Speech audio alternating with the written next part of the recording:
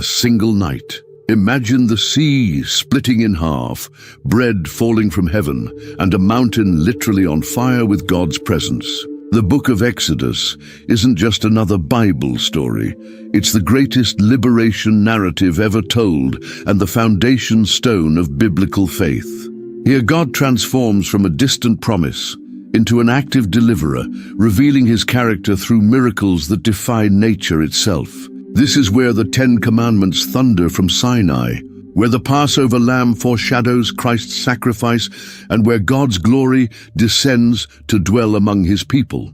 Every prophecy about Jesus, every symbol of salvation, every pattern of worship finds its origin in these explosive 40 chapters. Exodus reveals why God chose Israel, how he keeps his promises, and what it truly means to be redeemed. Prepare to witness the book that shaped civilization and still transforms lives today. Years had passed since Joseph saved Egypt from famine. A new king rose to power who didn't know Joseph's story. The Israelites had grown from a small family into a huge nation. Chapter 1, verse 7 tells us the Israelites were fruitful and multiplied greatly and became exceedingly numerous, so that the land was filled with them. This wasn't just normal growth. This was explosive multiplication that caught everyone's attention. The transformation was remarkable. What started as 70 people who came to Egypt with Jacob had become hundreds of thousands. They filled entire regions of Egypt. Their children were strong, their families were large, and their numbers kept growing. It was as if God had turned on some supernatural blessing that made them multiply faster than any other people group in history. The new Pharaoh looked at these people and got scared. What if they joined Egypt's enemies during a war? What if they decided to leave and take their skills with them? His fear turned into action. Chapter 1, verse 10 records his worried thoughts. Come, we must deal shrewdly with them, or they will become even more numerous, and if war breaks out, we'll join our enemies, fight against us, and leave the country. This Pharaoh didn't remember how Joseph had saved Egypt from 7 years of famine. He didn't care that the Israelites had been peaceful neighbors for generations. All he could see was a potential threat growing stronger every day. His advisors probably whispered in his ear about the dangers of having such a large foreign population in their land. Fear makes people do terrible things. Pharaoh's solution was simple but cruel: turn the Israelites into slaves. He appointed slave masters over them and gave them back-breaking work. They built entire cities for Pharaoh, including Pithom and Ramesses. The work was hard, the hours were long, and the treatment was harsh. Chapter 1, verse 11 tells us they put slave masters over them to oppress them with forced labor. The Egyptians made their lives bitter with harsh labor in brick and mortar and with all kinds of work in the fields. But something amazing happened. The harder the Egyptians worked them, the more the Israelites multiplied. Chapter 1, verse 12 shows this supernatural phenomenon. But the more they were oppressed, the more they multiplied and spread, so the Egyptians came to dread the Israelites. God's blessing on his people couldn't be stopped by human cruelty. This made Pharaoh even more afraid.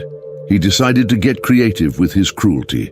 Chapter 1, verse 16 shows his next evil plan. He told the Hebrew midwives, "When you are helping the Hebrew women during childbirth on the delivery stool, if you see that the baby is a boy, kill him, but if it is a girl, let her live." He wanted to wipe out an entire generation of Hebrew boys before they could even walk. But God had other plans. 2 Hebrew midwives, Shiphrah and Puah, chose to fear God more than Pharaoh. They refused to kill the babies. When Pharaoh questioned them, they gave him a clever excuse found in chapter 1, verse 19. Hebrew women are not like Egyptian women. They are vigorous and give birth before the midwives arrive. God blessed these brave women for their courage. These women understood something important.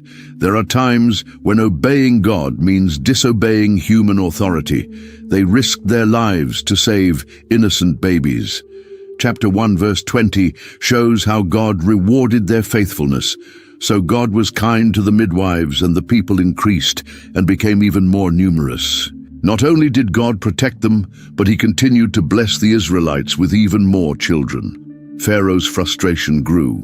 He made his final desperate command in chapter 1, verse 22. "Every Hebrew boy that is born, you must throw into the Nile, but let every girl live." This was genocide, the planned destruction of an entire people. Pharaoh had escalated from forced labor to systematic murder. Every Egyptian citizen was now commanded to become part of this horrible plan. Right in the middle of this horror, a baby was born who would change everything. Chapter 2 verse 2 tells us about this special child. She became pregnant and gave birth to a son. When she saw that he was a fine child, she hid him for 3 months. This baby was Moses, though we don't learn his name yet. There was something special about this child that made his parents willing to risk everything to keep him alive. The parents belonged to the tribe of Levi, and they had faith that God would protect their son. For 3 months, they managed to keep the baby hidden. But babies grow, and they get louder.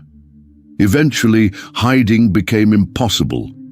They had to make the hardest decision any parent could face. His mother couldn't hide him anymore. Listen to her desperate plan in chapter 2, verse 3. But when she could hide him no longer, she got a papyrus basket for him and coated it with tar and pitch. Then she placed the child in it and put it among the reeds along the bank of the Nile. She was following Pharaoh's command. Technically, she was putting her son in the Nile, but she was also trying to save his life. This wasn't just throwing a baby into the river. She carefully waterproofed the basket with tar and pitch, just like Noah had done with the ark. She placed it strategically among the reeds, where it would be protected, but also visible to the right person. Moses' mother was taking a calculated risk based on faith in God's protection. God had arranged for the right person to be in the right place at the right time. Chapter 2, verse 5 shows us the miracle. Then Pharaoh's daughter went down to the Nile to bathe, and her attendants were walking along the riverbank. She saw the basket among the reeds and sent her female slave to get it. The very daughter of the man trying to kill Hebrew babies found this Hebrew baby.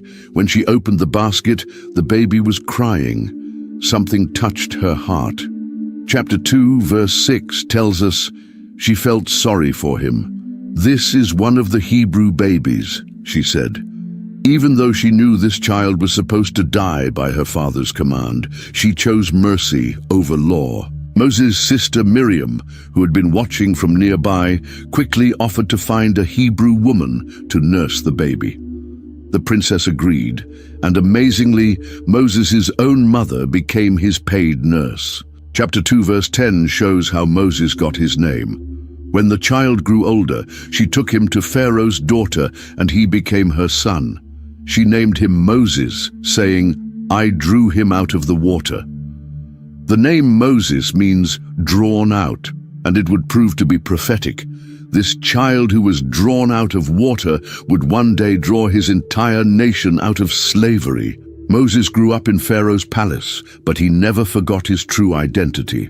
Chapter 2, verse 11 shows us a moment that changed his life. One day, after Moses had grown up, he went out to where his own people were and watched them at their hard labor. He saw an Egyptian beating a Hebrew, one of his own people. The sight of injustice stirred something deep inside him.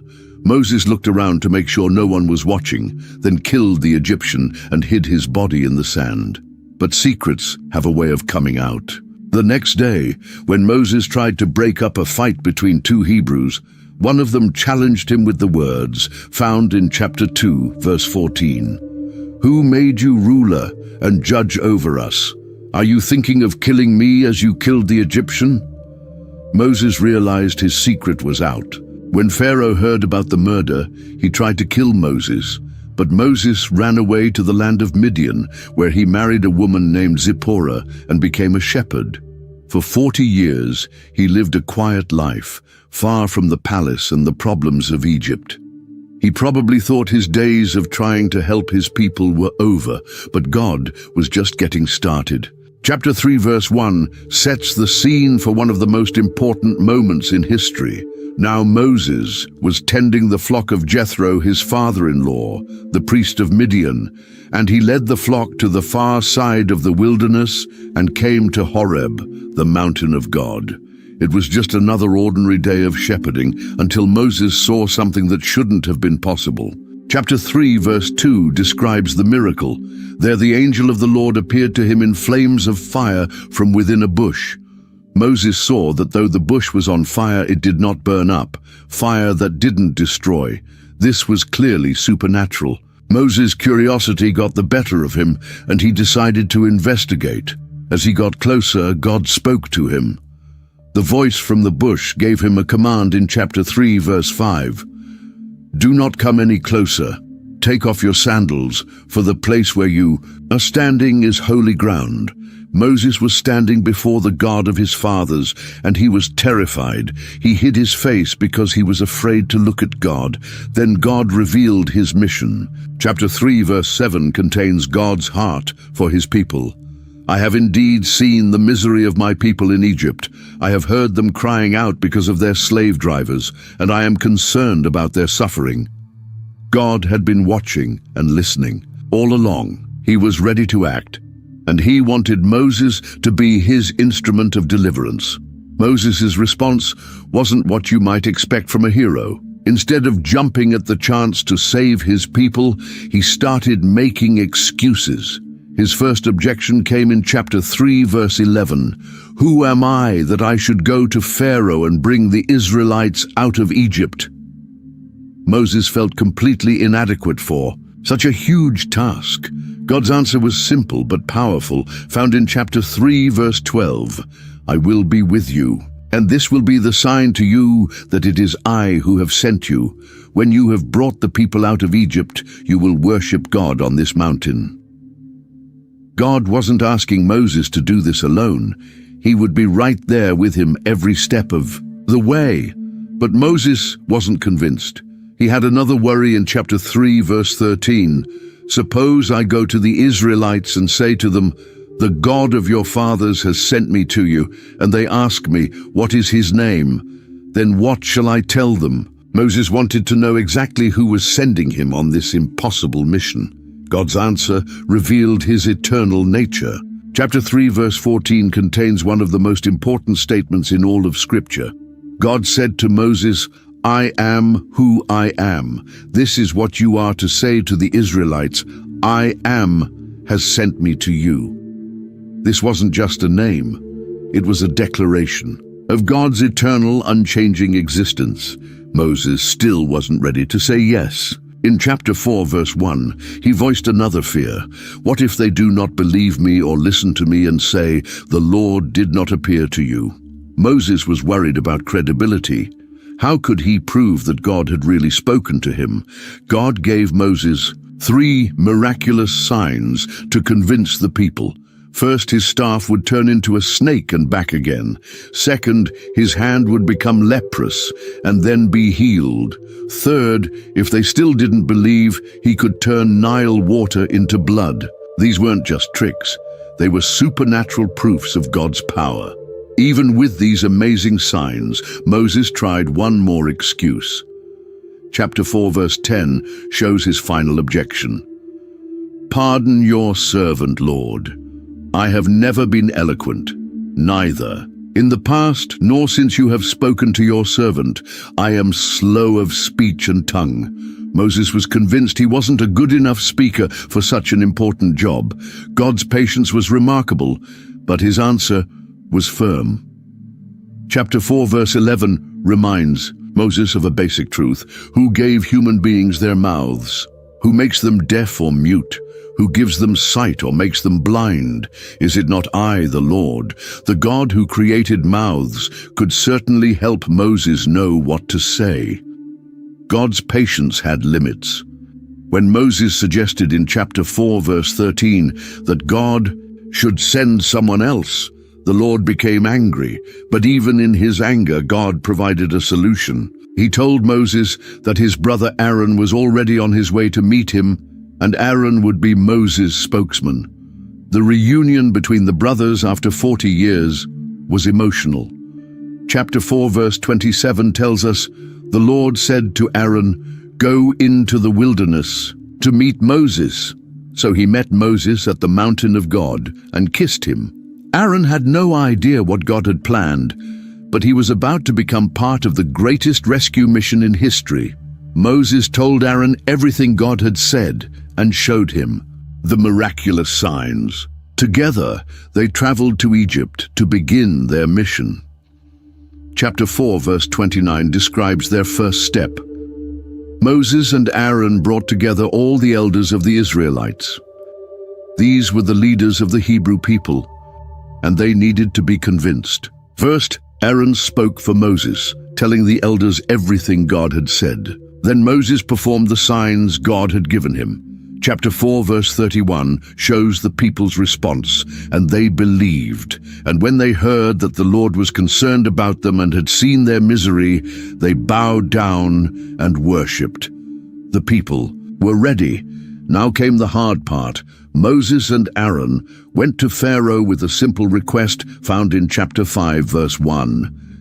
"This is what the Lord, the God of Israel, says, 'Let my people go, so that they may hold a festival to me in the wilderness.'" They weren't asking for permanent freedom yet, just a 3-day religious celebration.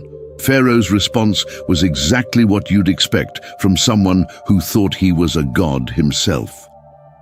Chapter 5, verse 2, records his arrogant reply, "Who is the Lord, that I should obey him and let Israel go?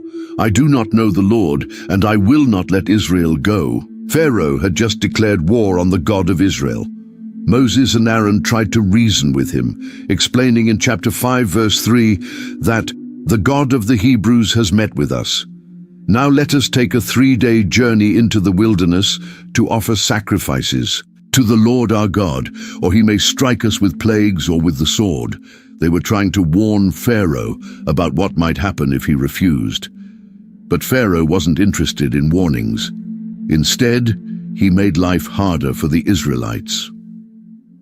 Chapter 5 verse 7 shows his cruel response. "You are no longer to supply the people with straw for making bricks. Let them go and gather their own straw." The Israelites had to work just as hard, but now had to find their own materials too. The Israelite foremen were furious. They had been beaten because they couldn't meet their impossible quotas.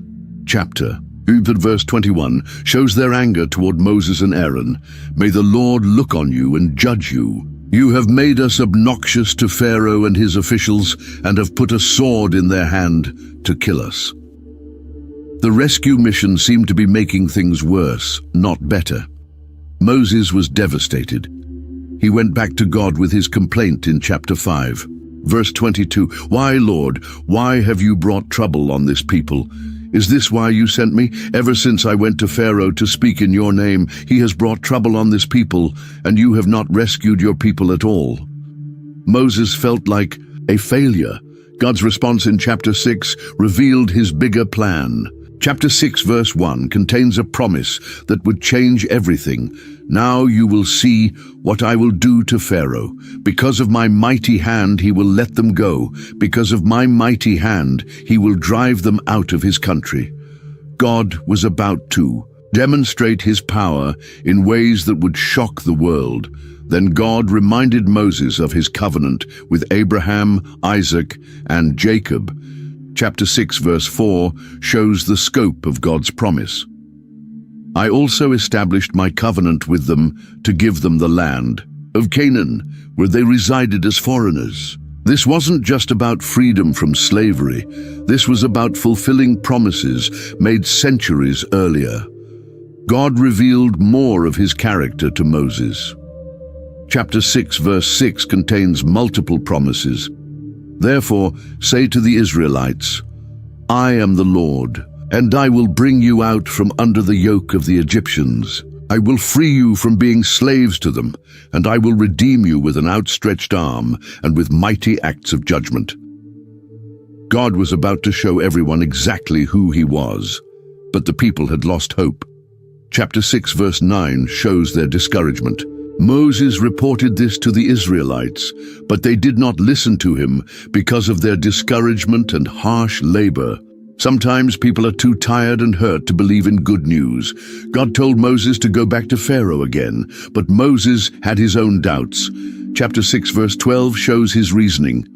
If the Israelites will not listen to me, why would Pharaoh listen to me, since I speak with faltering lips? Moses was still worried about his speaking ability. God's answer was to give Moses and Aaron a clear command found in chapter 6 verse 13. Now the Lord spoke to Moses and Aaron about the Israelites and Pharaoh king of Egypt, and he commanded them to bring the Israelites out of Egypt. There was no room for doubt. This was a direct order from God. Moses was 80 years old, and Aaron was 83 when they stood before Pharaoh the second time. Chapter 7 verse 1 reveals God's strategy. Then the Lord said to Moses, "See, I have made you like God to Pharaoh, and your brother Aaron will be your prophet." Moses would represent God's authority, and Aaron would be his spokesman. God made it clear that this wouldn't be easy. Chapter 7 verse 3 contains both a warning and a promise. But I will harden Pharaoh's heart, and though I multiply my signs and wonders in Egypt, he will not listen to you. God was going to use Pharaoh's stubborn heart to display his power to the world. When Moses and Aaron appeared before Pharaoh again, he demanded proof of their divine authority.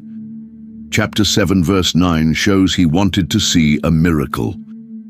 When Pharaoh says to you, "Perform a miracle," then say to Aaron, "Take your staff and throw it down before Pharaoh, and it will become a snake." God was ready to provide the proof. Aaron threw down his staff, and it became a snake, but Pharaoh wasn't impressed.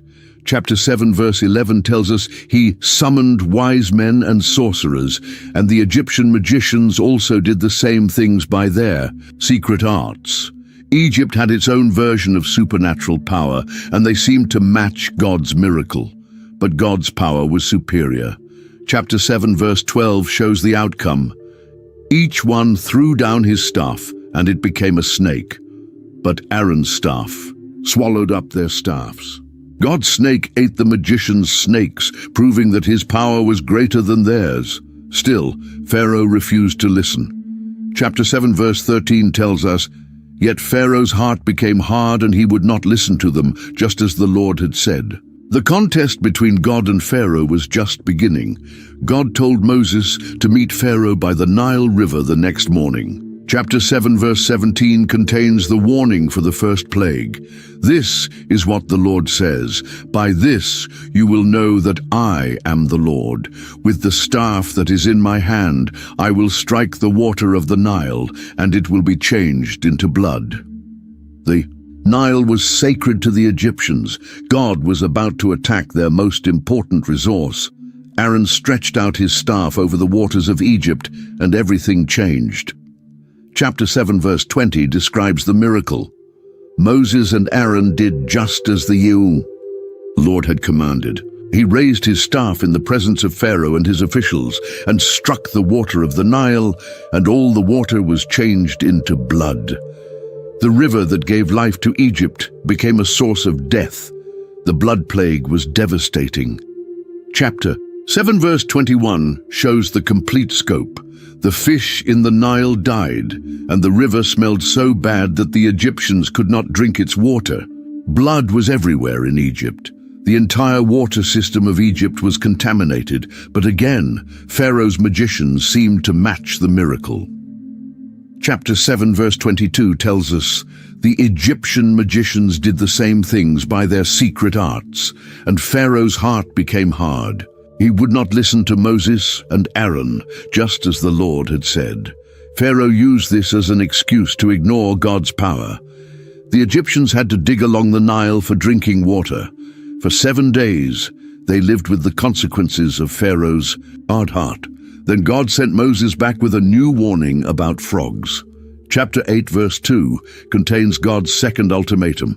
"If you refuse to let them go, I will send a plague of frogs on your whole country." This wasn't going to be a few frogs by the river. This was going to be an invasion. When Pharaoh refused again, Aaron stretched out his staff over the waters. Chapter 8, verse 3 describes what happened. So Aaron stretched out his hand over the waters of Egypt, and the frogs came up and covered the land. Frogs were everywhere, in houses, bedrooms, beds, ovens, and kneading troughs. Once again, the magicians duplicated the miracle. Chapter 8, verse 7 tells us, the magicians did the same. Things by their secret arts. They also made frogs come up on the land of Egypt. But making more frogs wasn't helpful when the country was already overrun with them. This time, Pharaoh seemed to crack under the pressure. Chapter 8, verse 8 shows his desperate plea. Pharaoh summoned Moses and Aaron and said, "Pray to the Lord to take the frogs away from me and my people, and I will let your people go to offer sacrifices to the Lord." He was ready to negotiate. Moses gave Pharaoh the honor of choosing when the frogs would die. Chapter 8, verse 10 shows Pharaoh's response, "Tomorrow," and Moses agreed. The next day, all the frogs died, and the Egyptians piled them into heaps. The land stank from all the dead frogs. But as soon as the crisis passed, Pharaoh changed his mind again.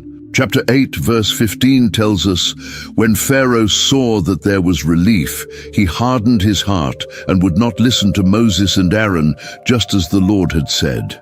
Pharaoh's pattern of promising and then breaking his word had begun. God's patience was wearing thin. Without any warning to Pharaoh, he told Aaron to strike the dust of the ground. Chapter 8, verse 17 shows the result. They did this, and when Aaron stretched out his hand with the staff and struck the dust of the ground, gnats came on people and animals. All the dust throughout the land of Egypt became gnats. This plague was immediate and unavoidable. This time, something different happened. Chapter 8, verse 18 tells us, the magicians tried to produce gnats by their secret arts, but they could not. For the first time, Egypt's magicians met a miracle they couldn't duplicate. They had to admit defeat. The magician's confession in chapter 8, verse 19 was significant. The magicians said to Pharaoh, "This is the finger of God." Even Egypt's spiritual leaders recognized that they were facing divine power beyond their ability to match or understand. But Pharaoh's heart remained hard. God wasn't finished showing Egypt who was really in charge. Chapter 8, verse 20 shows the next warning. Get up early in the morning and confront Pharaoh as he goes to the river and say to him, "This is what the Lord says. Let my people go so that they may worship me." This time, God was going to make a clear distinction. Chapter 8, verse 21 contains a promise that would change everything. "If you do not let my people go, I will send swarms of flies on you and your officials, on your people, and into your houses." But then came the game-changing part. Chapter 8, verse 22 shows God's protection plan. "But on that day, I will deal differently with the land of Goshen, where my people live. No swarms of flies will be there." When Pharaoh refused again, the flies came exactly as God had promised. Chapter 8, verse 24 describes the invasion, "And the Lord did this. Dense swarms of flies poured into Pharaoh's palace and into the houses of his officials. Throughout Egypt, the land was ruined by the flies. But in Goshen, where the Israelites lived, there wasn't a single fly." Pharaoh called for Moses and Aaron and offered a compromise. Chapter 8, verse 25 shows his first attempt at negotiation. "Go, sacrifice to your God here in the land." But Moses refused this compromise, knowing that Egyptian worship and Hebrew worship couldn't mix. Chapter 8, verse 26 shows Moses' reasoning. That would not be right. The sacrifices we offer the Lord our God would be detestable to the Egyptians. And if we offer sacrifices that are detestable in their eyes, will they not stone us? Moses knew that true worship required complete separation from Egyptian influence. Pharaoh agreed to let them go, but only if Moses would pray for the flies to be removed. Moses prayed, and God removed every single fly. But once again, chapter 8 verse 32 shows Pharaoh's broken promise, but this time also Pharaoh hardened his heart and would not let the people go. The fifth plague struck without warning. Chapter 9 verse 3 describes God's judgment on Egypt's livestock. The hand of the Lord will bring a terrible plague on your livestock in the field, on your horses, donkeys, and camels, and on your cattle, flocks, and herds. This plague would hit Egypt's economy hard. Chapter 9 verse 6 shows the complete devastation, and the next day the Lord did it. All the livestock of the Egyptians died, but not one animal belonging to the Israelites died. Pharaoh even sent people to check on the Israelite animals, and they found that God's word was true, yet his heart remained hard. The sixth plague came without any warning. Chapter 9 verse 8 shows God's instructions to Moses. Take handfuls of soot from a furnace and have Moses toss it into the air in the presence of Pharaoh. This simple act would bring painful boils on every person and animal in Egypt. Chapter 9 verse 10 describes what happened. So they took soot from a furnace and stood before Pharaoh. Moses tossed it into the air, and festering boils broke out on people and animals. The pain was so severe that even the magicians couldn't stand before Moses because of their boils. God gave Pharaoh one more chance before unleashing the seventh plague. Chapter 9 verse 13 shows Moses delivering God's most serious warning yet. Get up early in the morning, confront Pharaoh, and say to him, "This is what the Lord, the God of the Hebrews, says. Let my people go, so that they may worship me." Chapter 9 verse 16 contains God's purpose statement. But I have raised you up for this very purpose, that I might show you my power, and that my name might be proclaimed in all the earth. God wasn't just rescuing Israel. He was demonstrating his supremacy to the entire world. The warning for the seventh plague was specific and terrifying. Chapter 9 verse 18 describes what was coming. Therefore, at this time tomorrow I will send the worst hailstorm that has ever fallen on Egypt from the day it was founded till now. God even gave the Egyptians a chance to protect themselves. Some Egyptians were starting to fear God's word. Chapter 9 verse 20 shows this growing respect. Those officials of Pharaoh who feared the word of the Lord hurried to bring their slaves and their livestock inside. But others ignored the warning and left their servants and animals in the fields. When the hail came, it was unlike anything Egypt had ever seen. Chapter 9 verse 23 describes the supernatural storm. When Moses stretched out his staff toward the sky, the Lord sent thunder and hail, and lightning flashed down to the ground. The hail was mixed with fire. Chapter 9 verse 25 shows the complete devastation. Throughout Egypt, hail struck everything in the fields, both people and animals. It beat down everything growing in the fields and stripped every tree. Only in Goshen, where the Israelites lived, was there no hail. This time Pharaoh seemed genuinely shaken. Chapter 9 verse 27 records his confession. Then Pharaoh summoned Moses and Aaron. "This time I have sinned," he said. "The Lord is in the right, and I and my people are in the wrong." For the first time, Pharaoh admitted that he was fighting against God. Sure enough, as soon as the hail stopped, Pharaoh changed his mind again. Chapter 9 verse 34 shows his predictable response. When Pharaoh saw that the rain and hail and thunder had stopped, he sinned again. He and his officials hardened their hearts. God sent Moses back with a new warning about locusts. Chapter 10 verse 4 describes the eighth plague. "If you refuse to let them go, I will bring locusts into your country tomorrow." These wouldn't be ordinary locusts. They would eat everything the hail had left behind. Even Pharaoh's own officials were getting scared. Chapter 10 verse 7 shows their desperate plea. "How long will this man be a snare to us? Let the people go so that they may worship the Lord their God. Do you not yet realize that Egypt is ruined?" When Pharaoh refused to let everyone go, God sent the locusts. Chapter 10 verse 13 describes their arrival. So Moses stretched out his staff over Egypt, and the Lord made an east wind blow across the land all that day and all that night. By morning, the wind had brought the locusts. Chapter 10 verse 15 shows the complete destruction. They covered all the ground until it was black. They devoured all that was left after the hail, everything growing in the fields and the fruit on the trees. Nothing green remained on tree or plant in all the land of Egypt. Once again, Pharaoh begged Moses to pray for relief. Chapter 10 verse 17 shows his desperate words. Now forgive my sin once more, and pray to the Lord your God to take this deadly plague away from me. Moses prayed, and God sent a strong west wind that carried all the locusts into the Red Sea. But Pharaoh's heart remained unchanged. Chapter 10 verse 20 tells the familiar story. But the Lord hardened Pharaoh's heart, and he would not let the Israelites go. Egypt was in ruins, but Pharaoh still wouldn't surrender to God's will. The 9th plague came without warning.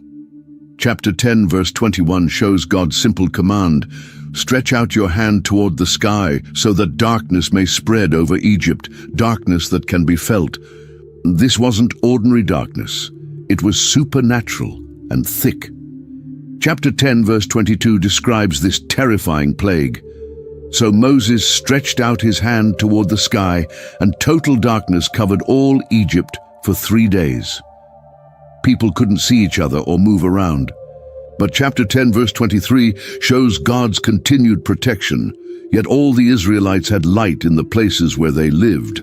After 3 days of supernatural darkness, Pharaoh called Moses one more time. Chapter 10 verse 24 shows his final compromise offer. Go, worship the Lord. Even your women and children may go with you. Only leave your flocks and herds behind. Pharaoh was willing to let the people go, but he wanted to keep their wealth. Moses refused this compromise too.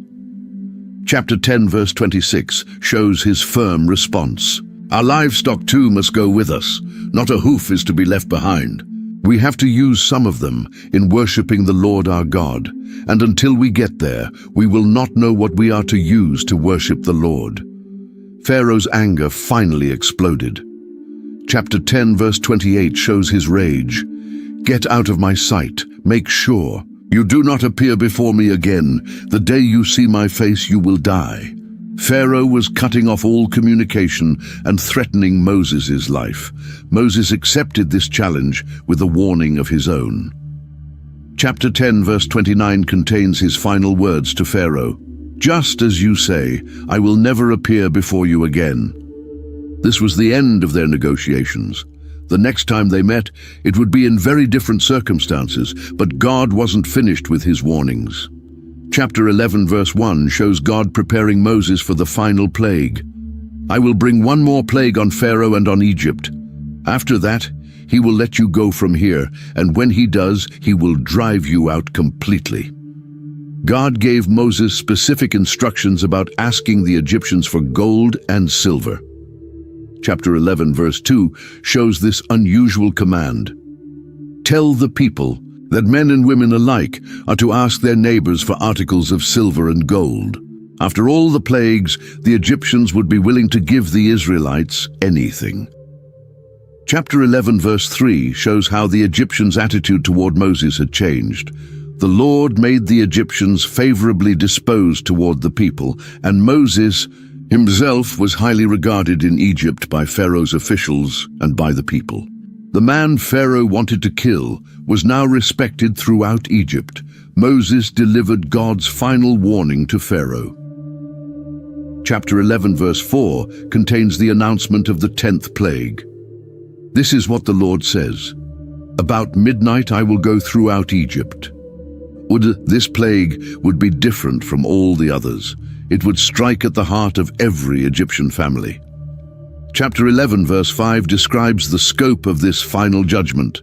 Every firstborn son in Egypt will die, from the firstborn son of Pharaoh, who sits on the throne, to the firstborn son of the female slave, who is at her hand mill, and all the firstborn of the cattle as well. But God promised that his people would be completely protected. Chapter 11, verse 7 shows the clear distinction. But among the Israelites, not a dog will bark at any person or animal. Then you will know that the Lord makes a distinction between Egypt and Israel. Moses warned Pharaoh that this plague would bring complete surrender. Chapter 11, verse 8 contains his final prophecy. All these officials of yours will come to me, bowing down before me and saying, "Go, you and all the people who follow you." After that, I will leave. Before the final plague struck, God gave Moses detailed instructions for a ceremony that would protect the Israelites and become a permanent reminder of their rescue. Chapter 12, verse 1 shows the importance of this moment. The Lord said to Moses and Aaron in Egypt, "This month is to be for you the first month of your year." Chapter 12, verse 3 contains God's specific instructions. Tell the whole community of Israel that on the 10th day of this month, each man is to take a lamb for his family, one for each household. This wasn't just any lamb, it had to meet God's exact requirements. The lamb had to be perfect, without any defects. Chapter 12, verse 5 shows these requirements.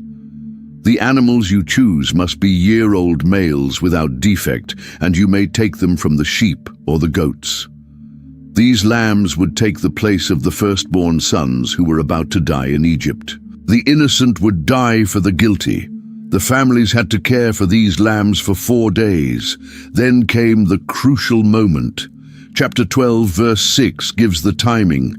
Take care of them until the 14th day of the month, when all the members of the community of Israel must slaughter them at twilight.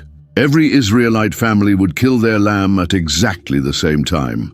The blood was the most important part. Chapter 12, verse 7 shows what they had to do. Then they are to take some of the blood and put it on the sides and tops of the doorframes of the houses where they eat the lambs. The blood would mark which houses belonged to God's people. God explained exactly how to prepare and eat the lamb. Chapter 12, verse 8 gives the instructions. That same night they are to eat the meat roasted over the fire, along with bitter herbs and bread made without yeast. Nothing could be left until morning. It all had to be consumed that night. Chapter 12, verse 11 shows how they were supposed to eat this meal. This is how you are to eat it, with your cloak tucked into your belt, your sandals on your feet, and your staff in your hand. Eat it in haste. It is the Lord's Passover. They had to be ready to leave Egypt immediately after the meal. God revealed the purpose of the blood on the doorframes. Chapter 12, verse 12 explains what would happen that night.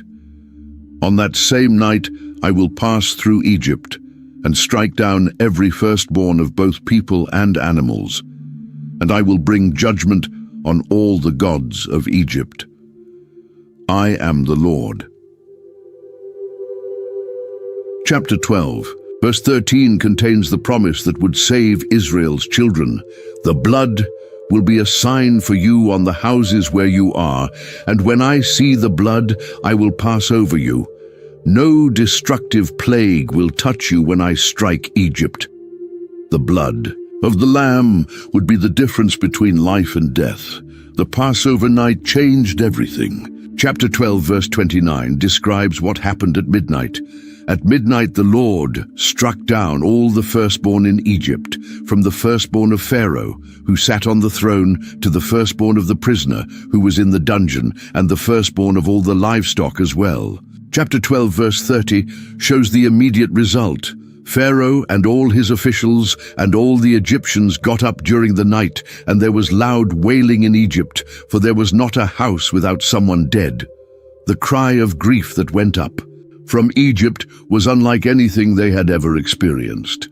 Pharaoh's resistance finally broke completely.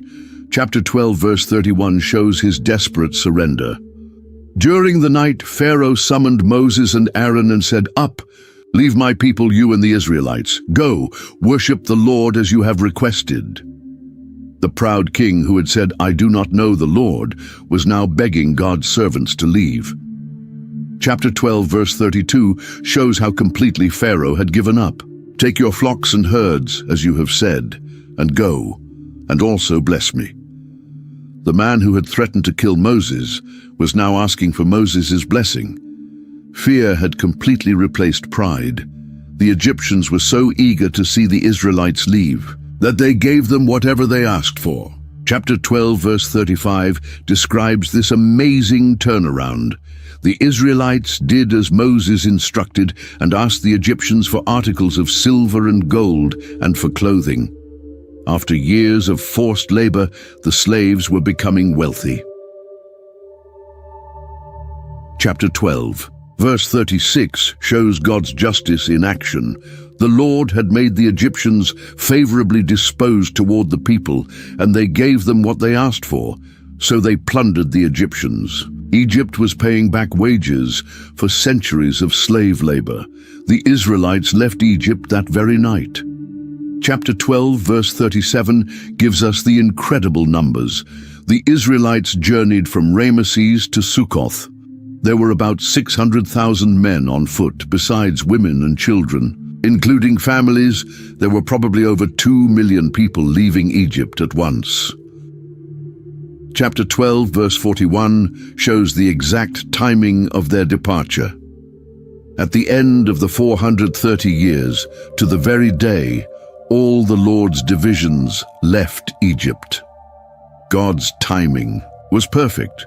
They left exactly when he had promised Abraham centuries earlier, but freedom came with new responsibilities. Chapter 13, verse 1 shows God's first command to the free nation. The Lord said to Moses, "Consecrate to me every firstborn, male. The first offspring of every womb among the Israelites belongs to me, whether human or animal." The firstborn who had been saved by the Passover lamb now belonged to God. Moses explained this law to the people as they traveled. Chapter 13, verse 8 shows how they were to teach their children. "On that day, tell your son, I do this because of what the Lord did for me when I came out of Egypt." Every generation needed to know the story of their rescue. God personally led them on their journey. Chapter 13, verse 21 describes his visible presence. "By day the Lord went ahead of them in a pillar of cloud to guide them on their way, and by night in a pillar of fire to give them light, so that they could travel by day or night." God wasn't sending them away, he was going with them. God led the Israelites on a route that seemed to make no sense. Chapter 14, verse 1 shows his surprising direction. "Tell the Israelites to turn back and encamp near Pi-hahiroth, between Migdol and the Yim Sea. They are to encamp by the sea directly opposite Baal-zephon." Instead of heading straight to Canaan, God led them toward the Red Sea. Chapter 14, verse 3 reveals God's strategy. Pharaoh will think the Israelites are wandering around the land in confusion, hemmed in by the desert. God was setting a trap, and Pharaoh was about to walk right into it. When Pharaoh heard where the Israelites were camped, his attitude changed completely. Chapter 14, verse 5 shows his regret. When the king of Egypt was told that the people had fled, Pharaoh and his officials changed their minds about them and said, "What have we done? We have let the Israelites go and have lost their services." Chapter 14, verse 6 describes Pharaoh's military preparation. "So he had his chariot made ready and took his army with him." This wasn't just a few soldiers. Pharaoh was bringing his entire military force to recapture the Israelites. Chapter 14, verse 7 shows the size of Egypt's army. He took 600 of the best chariots, along with all the other chariots of Egypt, with officers over all of them. Egypt's most elite military units were pursuing the escaped slaves. When the Israelites saw the Egyptian army approaching, they panicked. Chapter 14, verse 10 describes their terror. As Pharaoh approached, the Israelites looked up, and there were the Egyptians marching after them. They were terrified and cried out to the Lord. Their panic turned to anger against Moses. Chapter 14, verse 11 shows their bitter complaint. They said to Moses, Was it because there were no graves in Egypt that you brought us to the desert to die? What have you done to us by bringing us out of Egypt?" Moses responded with incredible faith and calm. Chapter 14, verse 13 contains his reassuring words. Moses answered the people, "Do not be afraid, stand firm, and you will see the deliverance the Lord will bring you today. The Egyptians you see today, you will never see again." Chapter 14, verse 14 shows Moses' confidence in God's power. The Lord will fight for you. You need only to be still. The battle belonged to God, not to them. They didn't need to fight. They just needed to watch God work. God told, "Raise your staff and stretch out your hand over the sea to divide the water so that the Israelites can go through the sea on dry ground." God was about to do something that had never been done before. Then Moses stretched out his hand over the sea, and the impossible happened. Chapter 14, verse 21 describes the miracle. Then Moses stretched out his hand over the sea, and all that night the Lord drove the sea back with a strong east wind and turned it into dry land. The waters were divided. Chapter 14, verse 22 shows the result. And the Israelites went through the sea on dry ground, with a wall of water on their right and on their left. 2 million people walked across the bottom of the sea with walls of water held back by God's power. The Egyptians, blinded by their hatred and greed, charged into the sea after the Israelites. Chapter 14, verse 23 describes their pursuit. The Egyptians pursued them, and all Pharaoh's horses and chariots and horsemen followed them into the sea. Egypt's entire military force entered the path that God had created for his people, but God wasn't finished with his miracle. Chapter 14, verse 24 shows what happened at dawn. During the last watch of the night, the Lord looked down from the pillar of fire and cloud at the Egyptian army and threw it into confusion. God's presence brought panic to Egypt's supposedly invincible army. Chapter 14, verse 25 describes the chaos. He jammed the wheels of their chariots so that they had difficulty driving. And the Egyptians said, "Let's get away from the Israelites. The Lord is fighting for them against Egypt."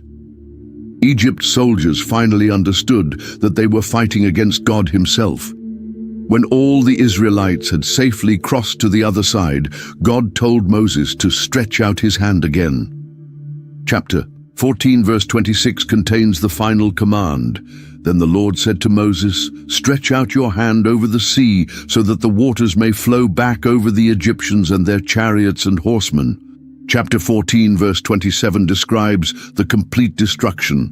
Moses stretched out his hand over the sea, and at daybreak the sea went back to its place. The Egyptians were fleeing toward it, and the Lord swept them into the sea. The entire Egyptian army was swallowed by the waters. Chapter 14, verse 28 shows the totality of God's victory.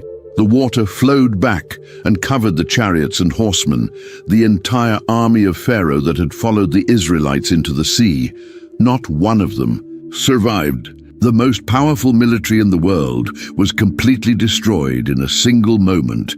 When the Israelites saw their enemies dead on the shore, their fear turned to worship. Chapter 14, verse 31 describes their response. And when the Israelites saw the mighty hand of the Lord displayed against the Egyptians, the people feared the Lord and put their trust in him and in Moses, his servant. This victory demanded a song of celebration. Chapter 15, verse 1 shows Moses leading the nation in worship. Then Moses and the Israelites sang this song to the Lord. "I will sing to the Lord, for he is highly exalted. Both horse and driver he has hurled into the sea." Chapter 15, verse 2 contains Israel's declaration of faith. "The Lord is my strength and my defense. He has become my salvation. He is my God, and I will praise him, my father's God, and I will exalt him." The God of their ancestors had proven that he was still the same powerful deliverer. The song celebrated God as a warrior. Chapter 15, verse 3 proclaims, "The Lord is a warrior. The Lord is his name. This wasn't the image of God that Egypt expected. Their gods were distant and weak, but Israel's God fought for his people. Chapter 15, verse 6, praises God's incredible power. Your right hand, Lord, was majestic in power.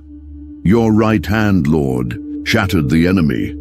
The same hand that had created the world had just destroyed Egypt's army. Chapter 15, verse 18, ends with a declaration of God's eternal reign. The Lord reigns forever and ever. This victory wasn't just about escaping Egypt, it was about establishing God's kingdom on earth. Miriam, Moses' sister, led the women in their own celebration. Chapter 15, verse 20 shows her leadership. Then Miriam the prophet, Aaron's sister, took a timbrel in her hand, and all the women followed her with timbrels and dancing. Chapter 15, verse 21 records Miriam's song. Miriam sang to them, "Sing to the Lord, for he is highly exalted. Both horse and driver he has hurled into the sea." The celebration continued as the people marveled at what God had done. After 3 days of traveling through the desert, reality set in. The celebration ended when they reached Marah and discovered a serious problem. Chapter 15, verse 23 describes their crisis. When they came to Marah, they could not drink its water because it was bitter. That is why the place is called Marah. The people's faith evaporated quickly. Chapter 15, verse 24 shows how fast their attitude changed. So the people grumbled against Moses, saying, "What are we to drink?" The same people who had just sung praises to God were now complaining against his servant. Moses didn't argue with the people. He went straight to God with the problem. Chapter 15, verse 25 shows his response. Then Moses cried out to the Lord, and the Lord showed him a piece of wood. He threw it into the water, and the water became fit to drink.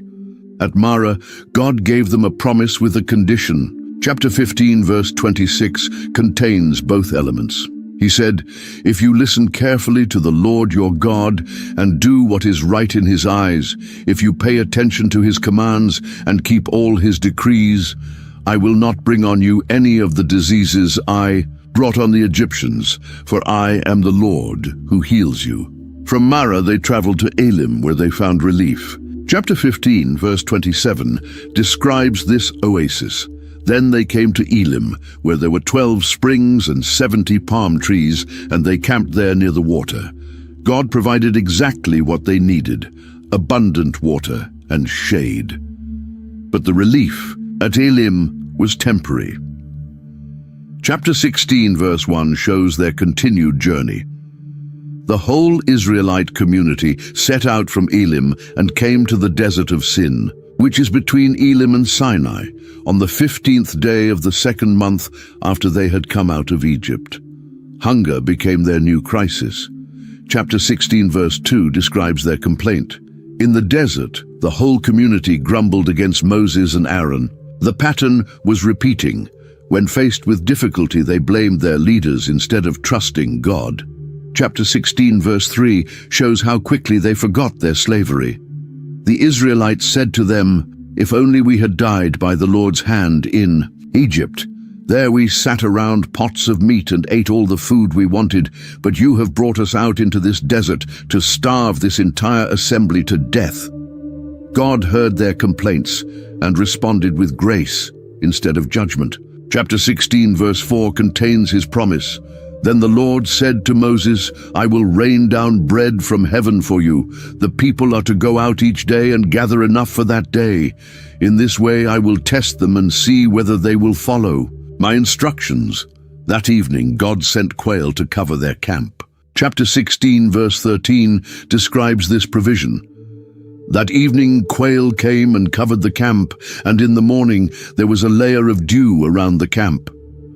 God provided meat exactly as he had promised. When the dew evaporated, something amazing appeared on the ground. Chapter 16, verse 14, describes this new food. When the dew was gone, thin flakes like frost on the ground appeared on the desert floor. The Israelites had never seen anything like it before. Chapter 16, verse 15, shows their confusion. When the Israelites saw it, they said to each other, "What is it?" For they did not know what it was. Moses said to them, "It is the bread the Lord has given you to eat." This supernatural food would sustain them for the next 40 years. Moses gave them specific instructions about gathering this bread from heaven. Chapter 16, verse 16 contains God's rules. This is what the Lord has commanded. Everyone is to gather as much as they need. Take an omer for each person you have in your tent. God wanted them to trust Him for daily provision, not hoard for the future. The people called this supernatural food manna. Chapter 16, verse 31, describes what it was like. The people of Israel called the bread manna. It was white like coriander seed and tasted like wafers made with honey. God had given them food that was both nutritious and delicious. The journey continued, but the people's complaints didn't stop. They left the desert of Sin and set up camp at Rephidim, but there was no water for them to drink. Chapter 17, verse 1, shows their situation. The whole Israelite community set out from the desert of Sin, traveling from place to place as the Lord commanded. They camped at Rephidim, but there was no water for the people to drink. The lack of water quickly turned into another crisis. The same people who had just received manna from heaven were now angry about water. Chapter 17, verse 2 describes their confrontation with Moses. So they quarreled with Moses and said, "Give us water to drink." Moses replied, "Why do you quarrel with me? Why do you put the Lord to the test?" But the people were desperate and thirsty. Their desperation made them forget all the miracles they had seen. Chapter 17, verse 3 shows how extreme their complaint became. But the people were thirsty for water there, and they grumbled against Moses. They said, "Why did you bring us up out of Egypt to make us and our children and livestock die of thirst?" Moses was getting overwhelmed by the constant complaints. He cried out to God for help, and his prayer in chapter 17, verse 4 shows his desperation. Then Moses cried out to the Lord, "What am I to do with these people? They are almost ready to stone me." The people were so angry they were ready to kill their leader. God had a solution that would demonstrate His power once again. Chapter 17, verse 5 contains His specific instructions. The Lord answered Moses, "Go out in front of the people. Take with you some of the elders of Israel, and take in your hand the staff with which you struck the Nile, and go." Moses was to use the same staff that had brought plagues on Egypt. God told Moses exactly where to go and what to do. Chapter 17, verse 6 shows the amazing promise, "I will stand there before you by the rock at Horeb. Strike the rock, and water will come out of it for the people to drink." God Himself would be present at this miracle, standing by the rock. Moses followed God's instructions exactly. He took the elders as witnesses and struck the rock with his staff. Water poured out of solid stone, enough for over 2 million people, and their animals to drink.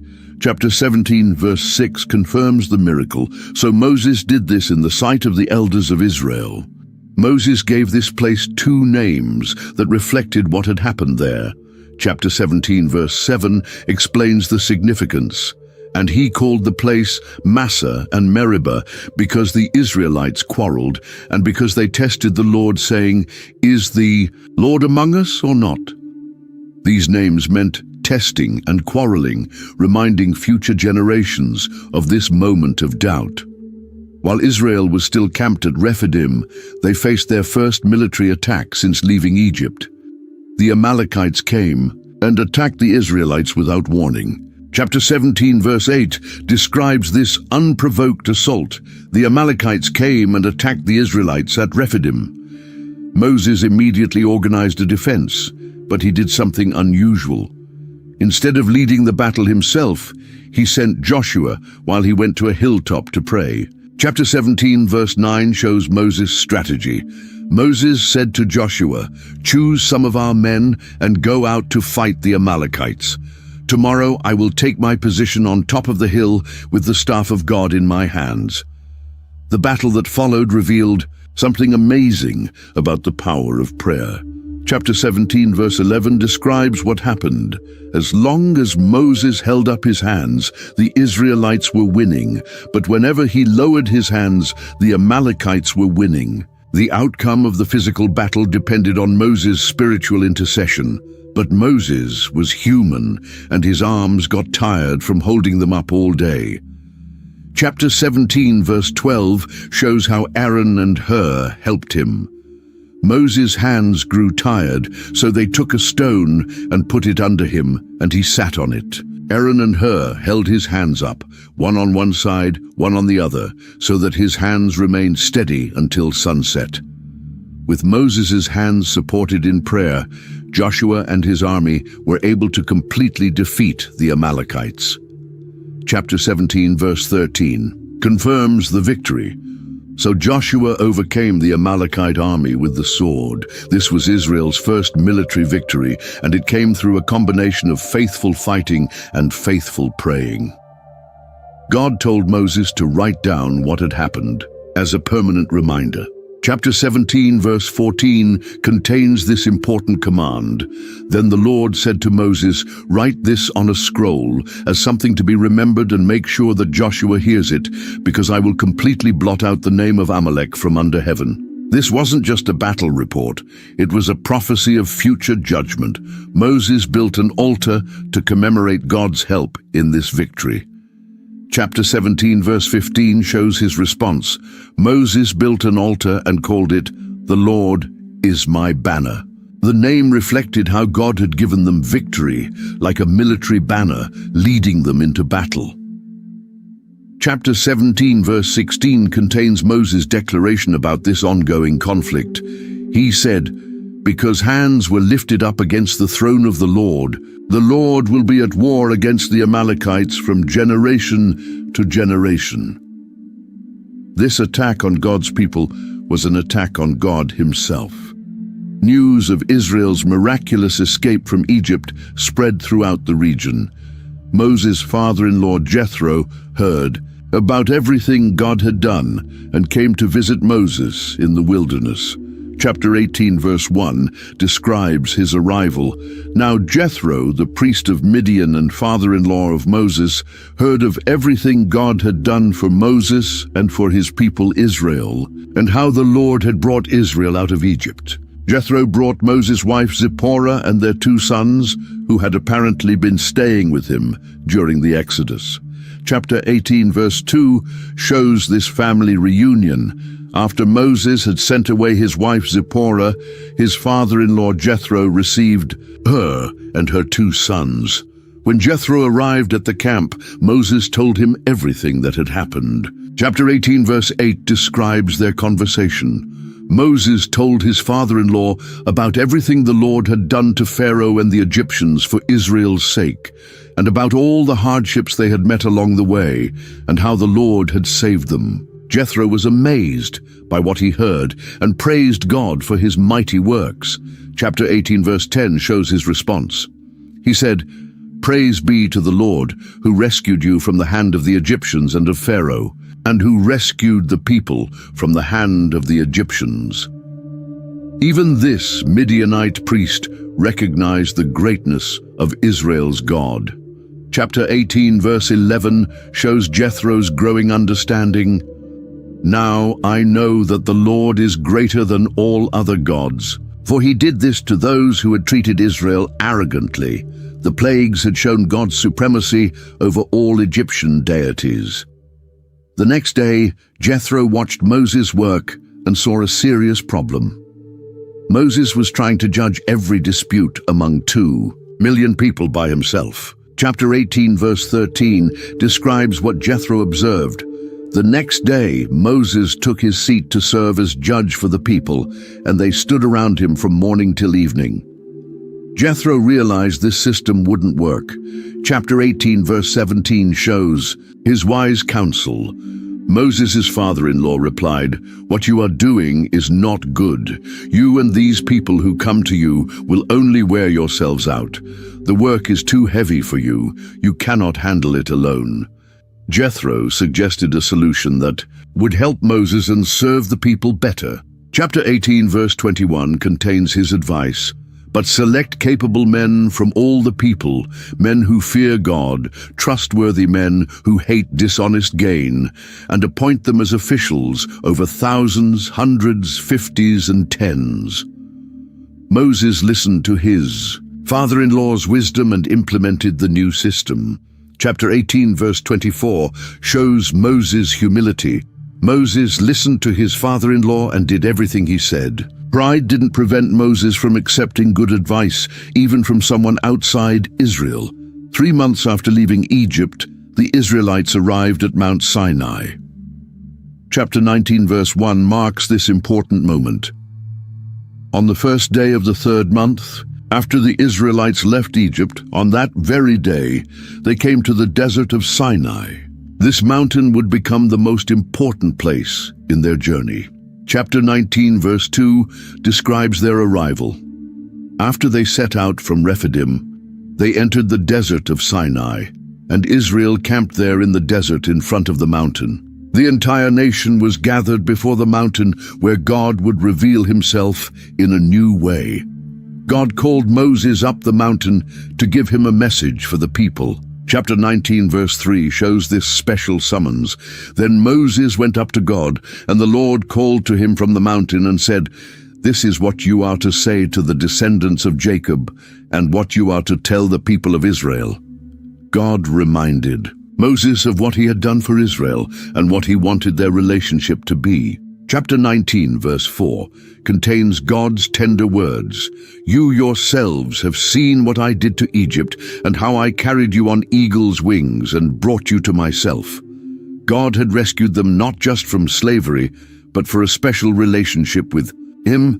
Chapter 19, verse 5 shows God's amazing offer to Israel. "Now if you obey me fully and keep my covenant, then out of all nations you will be my treasured possession. Although the whole earth is mine, you will be for me a kingdom of priests and a holy nation." God was offering to make them his special people among all the nations of the earth. When Moses brought this message to the people, their response was immediate and unanimous. Chapter 19, verse 8 records their commitment. The people all responded together, "We will do everything the Lord has said." So Moses brought their answer back to the Lord. They agreed to the covenant without even knowing what it would require. God told Moses to prepare the people for a direct encounter with him.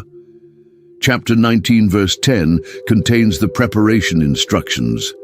"And the Lord said to Moses, 'Go to the people and consecrate them today and tomorrow.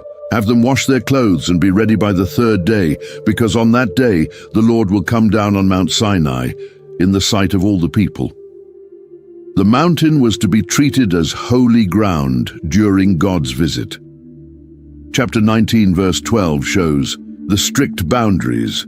"Put limits for the people around the mountain and tell them, 'Be careful that you do not approach the mountain or touch the foot of it. Whoever touches the mountain is to be put to death.'" This wasn't a casual meeting. This was the holy God revealing himself to sinful people. On the 3rd day, God came down on Mount Sinai in a display of power that terrified the people. Chapter 19, verse 16 describes the awesome scene. "On the morning of the 3rd day there was thunder and lightning, with a thick cloud over the mountain and a very loud trumpet blast. Everyone in the camp trembled." Chapter 19, verse 18 shows the mountain itself responding to God's presence. Mount Sinai was covered with smoke because the Lord descended on it in fire. The smoke billowed up from it like smoke from a furnace, and the whole mountain trembled violently. The very earth shook when God came down. From this terrifying display of power, God spoke the Ten Commandments. Chapter 20, verse 1 introduces these fundamental laws. And God spoke all these words. These weren't suggestions or guidelines. These were direct commands from the Creator of the universe. Chapter 20, verse 3 contains the first commandment, "You shall have no other gods before me." This established the foundation of all relationship with God. He alone was to be worshipped and obeyed. The second commandment prohibited making idols. Chapter 20, verse 4 states, "You shall not make idols or any likeness of what is in heaven above, or on the earth beneath, or in the water under the earth." God could not be represented by human-made objects. The third commandment protected God's name from misuse. Chapter 20, verse 7 declares, "You shall not misuse the name of the Lord your God, for the Lord will not hold anyone guiltless who misuses his name." God's name was to be treated with reverence and respect. After giving the Ten Commandments, God provided Moses with detailed civil laws to govern daily life in Israel. These laws would help them live together as God's people. Chapter 21, verse 1 introduces these regulations. "These are the laws you are to set before them." The first laws dealt with Hebrew servants. Chapter 21, verse 2 shows God's concern for fair treatment. If you buy a Hebrew servant, he is to serve you for 6 years, but in the 7th year he shall go free without paying anything. Even servitude had limits. No Hebrew could be enslaved permanently. God made special provisions for servants who chose to stay with kind masters. Chapter 21, verse 5 describes this option. "But if the servant declares, 'I love my master and my wife and children and do not want to go free,' then his master must take him before the judges." Love, not force, could create a permanent relationship. Laws about violence showed God's concern for protecting the innocent. Chapter 21, verse 12 established a basic principle.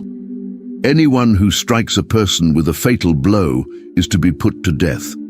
Murder required the ultimate penalty because life was sacred, but God distinguished between intentional murder and accidental killing. Chapter 21, verse 13 shows his mercy. However, if it is not done intentionally, but God lets it happen, they are to flee to a place I will designate.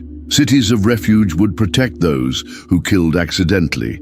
Special laws protected the most vulnerable members of society. Chapter 21, verse 17 shows the seriousness of dishonoring parents. Anyone who curses their father or mother is to be put to death. The family structure was fundamental to God's design for society. Laws about personal injury established the principle of proportional justice. Chapter 21, verse 24 contains the famous phrase, "Eye for eye, tooth for tooth, hand, foot for foot." Punishment should fit the crime, not exceed it or fall short of it. God's laws covered every aspect of life, including property rights and moral behavior.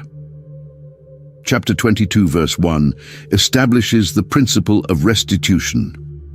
Whoever steals an ox or a sheep and slaughters it or sells it must pay back 5 head of cattle for the ox and 4 sheep for the sheep. Thieves had to restore more than they stole. The laws protected people's right to defend their property. Chapter 22, verse 2 shows when force was justified. If a thief is caught breaking in at night and is struck a fatal blow, the defender is not guilty of bloodshed. People could protect their homes from intruders, but different rules applied in daylight when the threat was less severe. Chapter 22, verse 3 makes this distinction. But if it happens after sunrise, the defender is guilty of bloodshed. Anyone who steals must certainly make restitution, but if they have nothing, they must be sold to pay for their theft. Social responsibility was emphasized in laws about helping others. Chapter 22, verse 21 commands, "Do not mistreat or oppress a foreigner, for you were foreigners in Egypt." Israel's own experience of oppression should make them compassionate to others.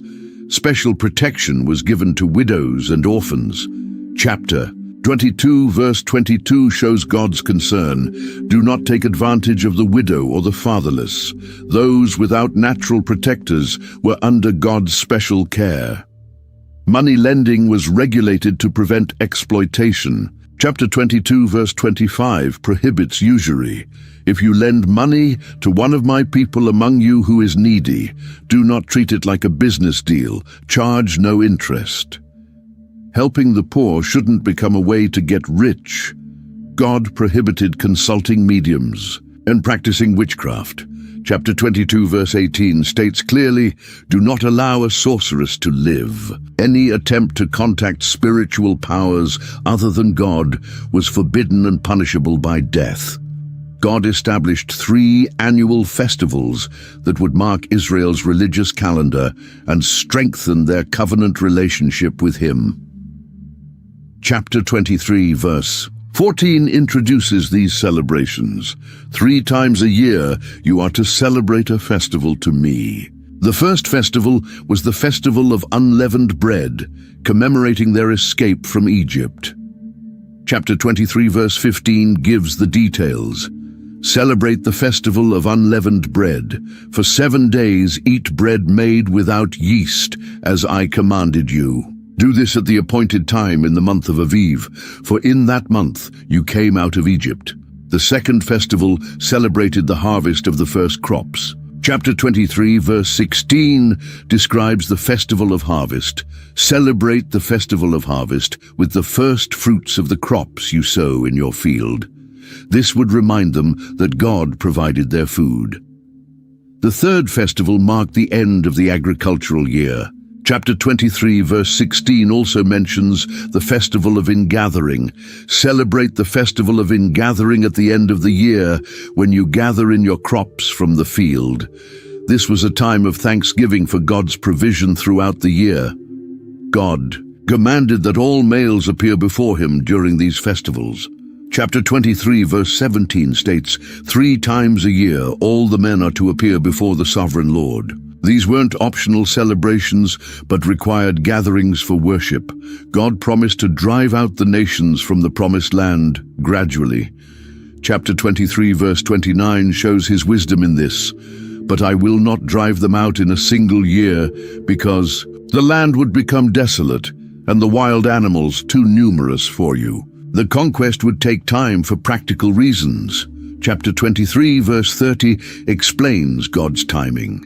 Little by little I will drive them out before you, until you have increased enough to take possession of the land. God's plan considered Israel's ability to settle and manage the territory. God warned Israel about the danger of compromise with pagan nations. Chapter 23 verse 32 contains a strict prohibition. Do not make a covenant with them or with their gods. Any agreement with idol-worshipping peoples would lead Israel away from God. The reason for this separation was spiritual protection.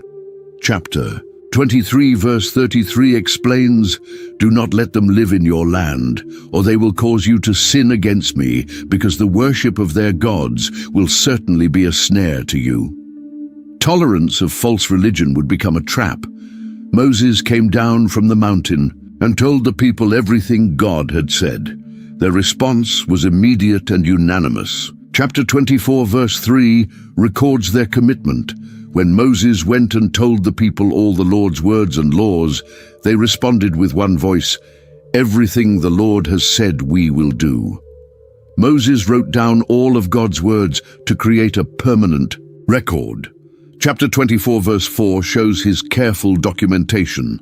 Moses then wrote down everything the Lord had said. He got up early the next morning and built an altar at the foot of the mountain and set up 12 stone pillars representing the 12 tribes of Israel. The covenant ceremony involved young men making sacrifices. Chapter 24 verse 5 describes their role.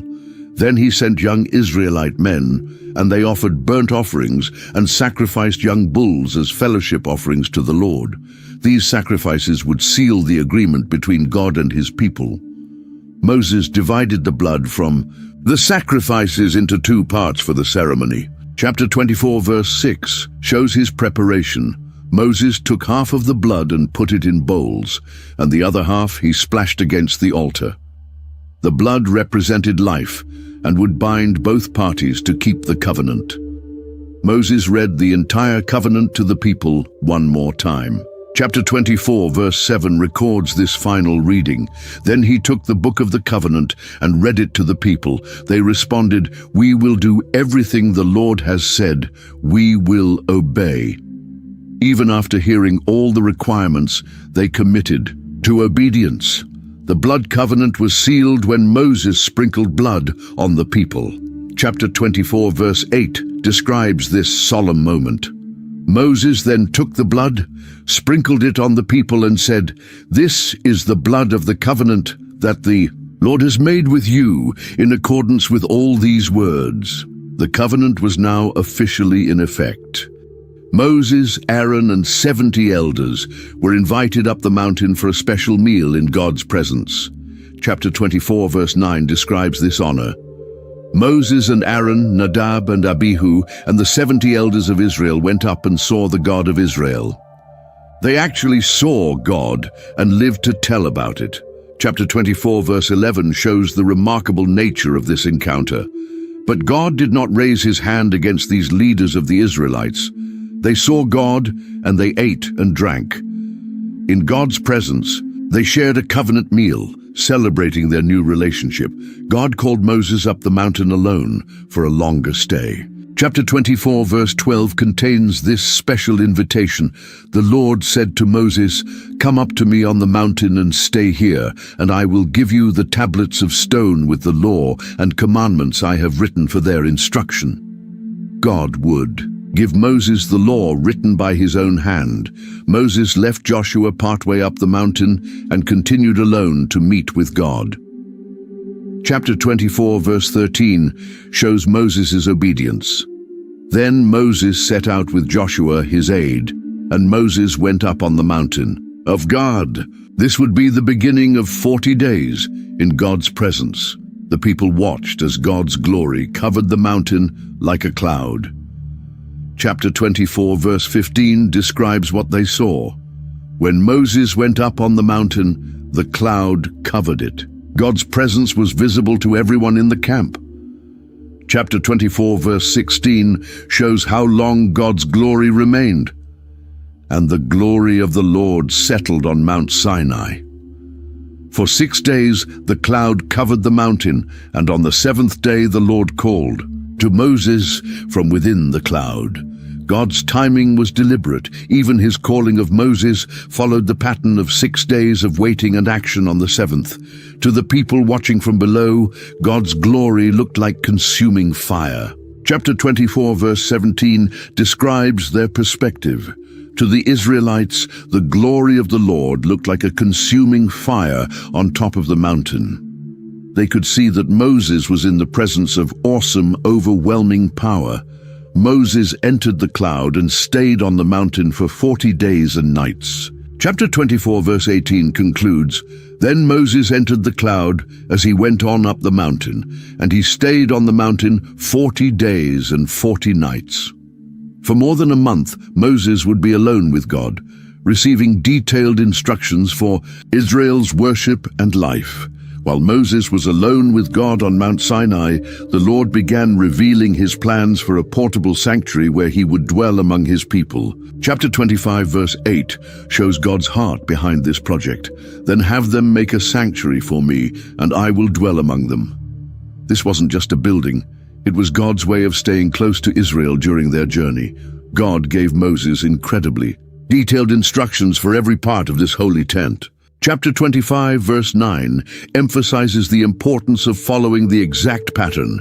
"Make this tabernacle and all its furnishings exactly like the pattern I will show you." Nothing could be left to human imagination or creativity. Everything had to match God's perfect design. The most sacred item would be the Ark of the Covenant, a wooden box covered with pure gold.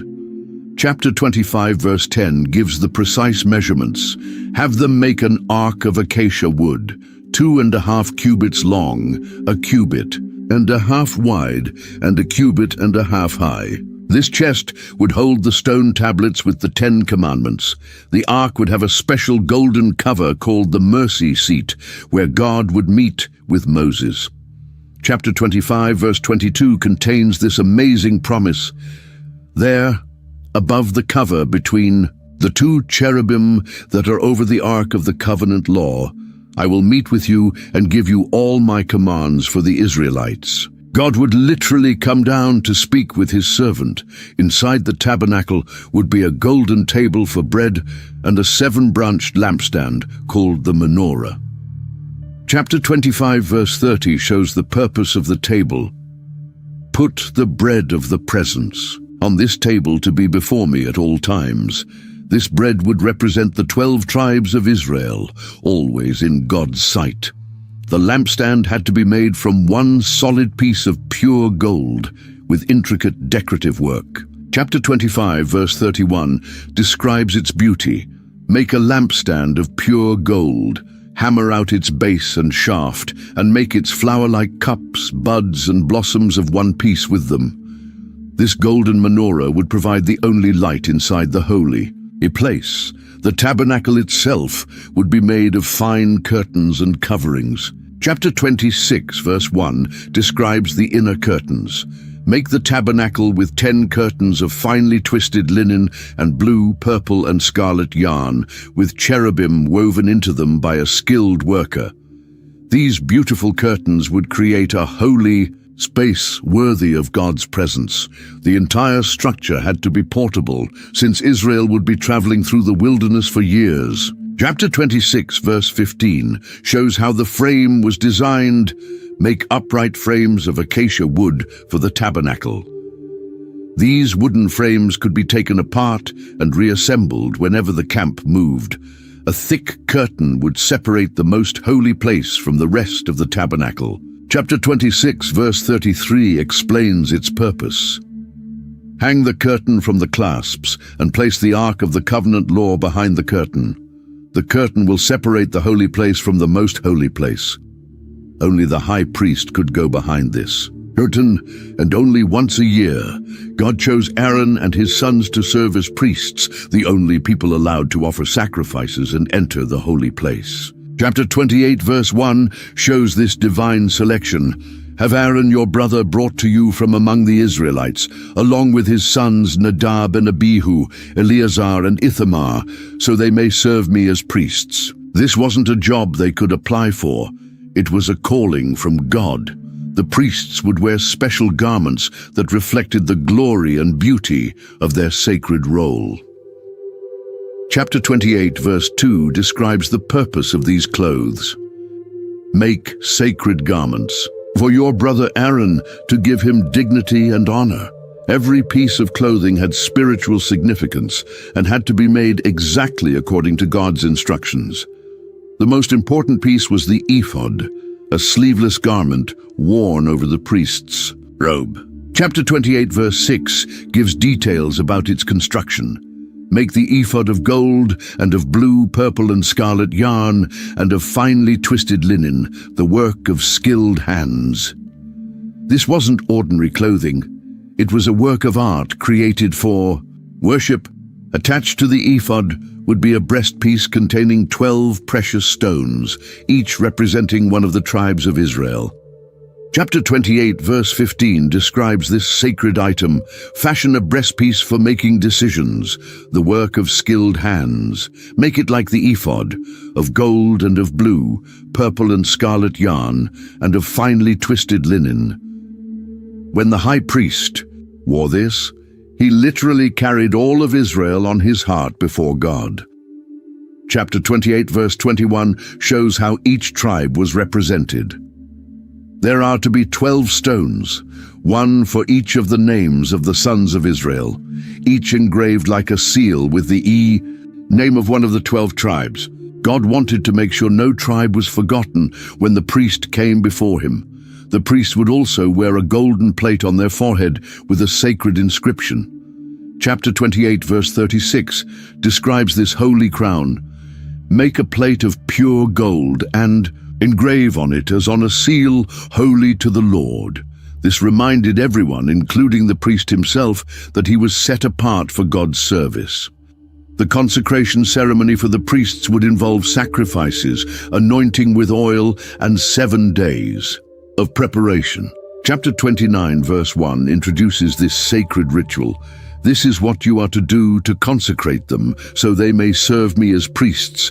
Take a young bull and 2 rams without defect. These animals would be sacrificed to make the priests ceremonially clean.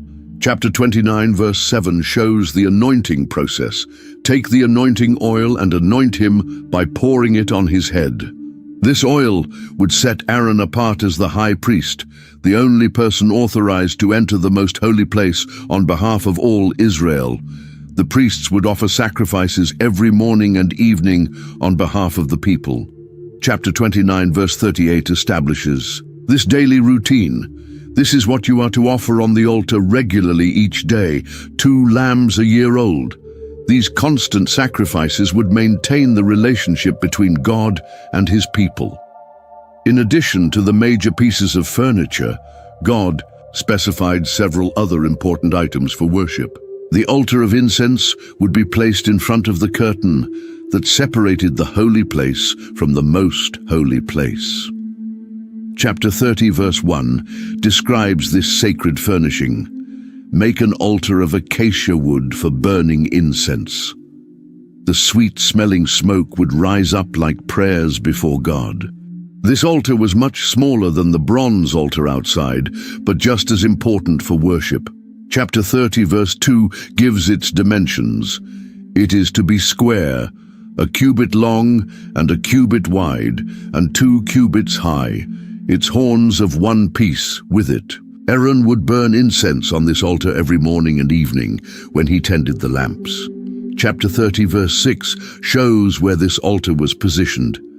Put the altar in front of the curtain that shields the Ark of the Covenant law, before the atonement. Cover that is over the tablets of the covenant law, where I will meet with you.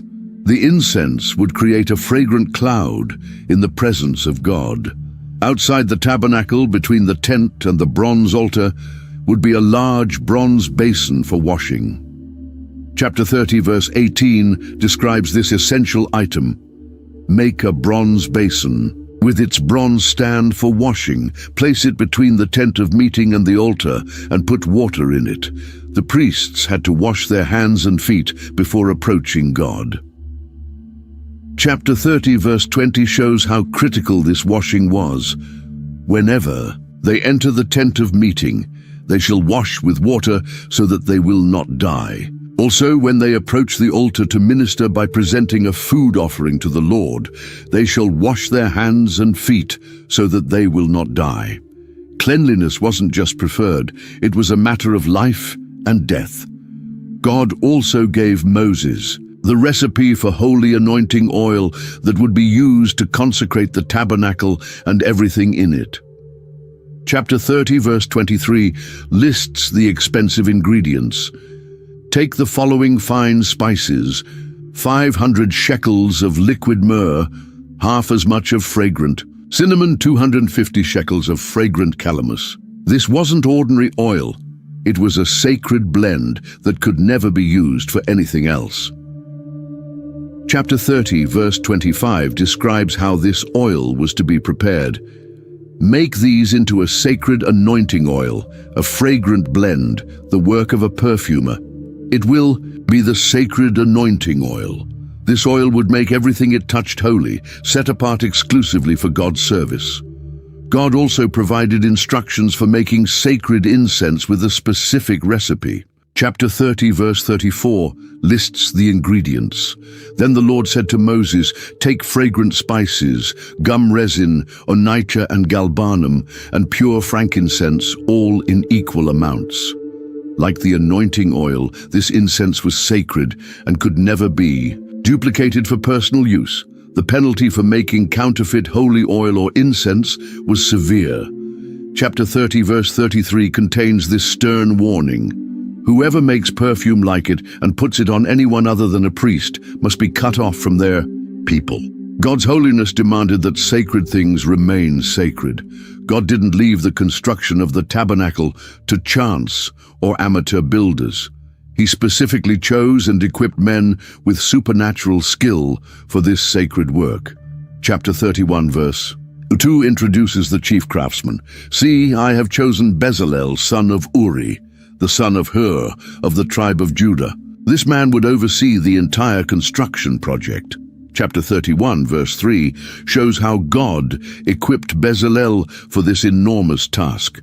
And I have filled him with the Spirit of God, with wisdom, with understanding, with knowledge, and with all kinds of skills. These weren't natural talents, they were supernatural gifts from God for building his sanctuary.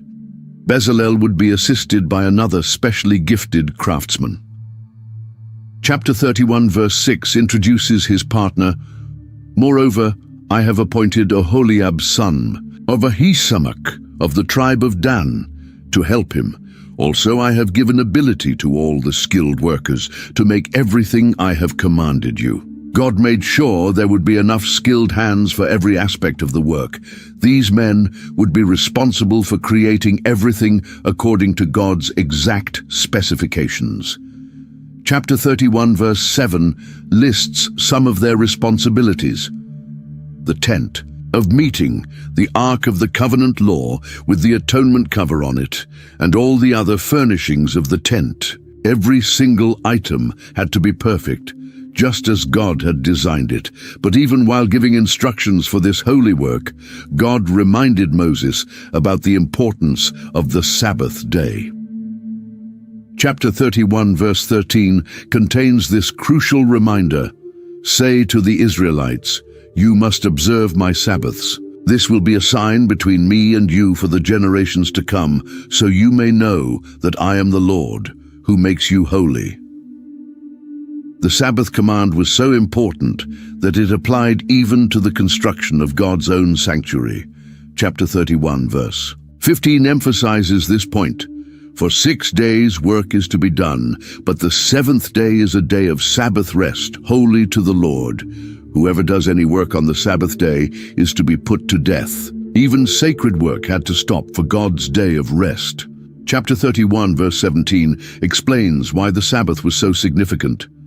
It will be a sign between me and the Israelites forever. For in 6 days the Lord made the heavens and the earth, and on the 7th day he rested and was refreshed. The Sabbath reminded people that God was the creator of everything. When God finished giving Moses all these detailed instructions, he gave him something incredible. Chapter 31, verse 18 describes this amazing moment. When the Lord finished speaking to Moses on Mount Sinai, he gave him the 2 tablets of the covenant law, the tablets of stone inscribed by the finger of God. These weren't human copies. They were written by God himself. While Moses was receiving God's perfect plans on the mountain, disaster was brewing in the camp below. The people grew impatient, waiting for Moses to return, and made a terrible decision. Chapter 32, verse 1 shows their faithless demand. When the people saw that Moses was so long in coming down from the mountain, they gathered around Aaron and said, "Come, make us gods who will go before us. As for this fellow Moses who brought us up out of Egypt, we don't know what has happened to him." Aaron, who should have stood firm against this rebellion, gave in to the pressure. Chapter 32, verse 2 shows his tragic compromise. Aaron answered them, "Take off the gold earrings that your wives, your sons, and your daughters are wearing and bring them to me." Instead of leading the people in faith, Aaron helped them create an idol. The people eagerly brought their gold jewelry, and Aaron melted it down to make a golden calf. Chapter 32, verse 4 describes this shocking moment. He took what they handed him and made it into an idol, cast in the shape of a calf, fashioning it with a tool. Then they said, "These are your gods, Israel, who brought you up out of Egypt." In one day, they had forgotten the true God who had performed so many miracles for them. Aaron made the situation even worse by building an altar and declaring a festival. Chapter 32, verse 5 shows his complete failure of leadership. When Aaron saw this, he built an altar in front of the calf and announced, "Tomorrow there will be a festival to the Lord." He was trying to mix worship of the true God with worship of an idol. The next day the people held their pagan celebration with wild abandon. Chapter 32 verse 6 describes their shameful behavior. So the next day, the people rose early and sacrificed burnt offerings and presented fellowship offerings. Afterward, they sat down to eat and drink and got up to indulge in revelry. Their worship had become a drunken party. Up on the mountain, God told Moses exactly what was happening in the camp. Chapter 32 verse 7 shows God's anger. Then the Lord said to Moses, "Go down, because your people, whom you brought up out of Egypt, have become corrupt." God was so angry that he referred to them as Moses' people, not his own. God's anger burned hot against their rebellion. Chapter 32, verse 10, reveals the full extent of his wrath. "Now leave me alone, so that my anger may burn against them, and that I may destroy them. Then I will make you into a great nation." God was ready to start over with Moses alone. When Moses came down from the mountain carrying the stone tablets, he heard the noise of the wild celebration. Chapter 32, verse 19 describes his reaction. When Moses approached the camp and saw the calf and the dancing, his anger burned, and he threw the tablets out of his hands, breaking them to pieces at the foot of the mountain. The tablets written by God's own finger were shattered, symbolizing the broken covenant. Moses immediately took action to stop the idolatry. Chapter 32, verse 20 shows his decisive response. "And he took the calf the people had made and burned it in the fire. Then he ground it to powder, scattered it on the water, and made the Israelites drink it. The golden god they had worshipped became bitter medicine they had to swallow." Moses confronted Aaron about his role in this disaster. Chapter 32, verse 21, shows Moses' pointed question. He said to Aaron, "What did these people do to you that you led them into such great sin?" Aaron's response was pathetic. He tried to blame the people and make the golden calf sound like an accident. The situation was so serious that Moses had to call for people to choose sides. Chapter 32, verse 26 shows his challenge. So he stood at the entrance to the camp and said, "Whoever is for the Lord, come to me." And all the Levites rallied to him. The tribe of Levi proved their loyalty to God and would later be rewarded with the priesthood. Moses gave the Levites a difficult command to restore order in the camp. Chapter 32, verse 27 contains his hard instructions. Then he said to them, "This is what the Lord, the God of Israel, says. Each man strap a sword to his side. Go back and forth through the camp from one end to the other, each killing his brother and friend and neighbor." About 3,000 people died that day for their rebellion. The next day, Moses went back up the mountain to intercede for the people. Chapter 32, verse 31 shows his desperate prayer. So Moses went back to the Lord and said, "Oh, what a great sin these people have committed. They have made themselves gods of gold." Moses was heartbroken over Israel's failure. Chapter 32, verse 32 reveals the depth of Moses' love for his people. "But now, please forgive their sin, but if not, then blot me out of the book you have written." Moses was willing to give up his own salvation if it would save Israel. This was the heart of a true shepherd. God's response showed both justice and mercy. Chapter 32, verse 33 contains his reply. The Lord replied to Moses, "Whoever has sinned against me, I will blot out of my book." God would punish the guilty, but he wouldn't destroy the entire nation. Because of their sin, God said he wouldn't travel with them personally to the promised land. Chapter 33, verse 3 shows this heartbreaking decision. Go up to the land flowing with milk and honey. But I will not go with you, because you are a stiff-necked people, and I might destroy you on the way." They could have the land, but not God's presence. This news devastated the people. Chapter 33, verse 4 describes their mourning.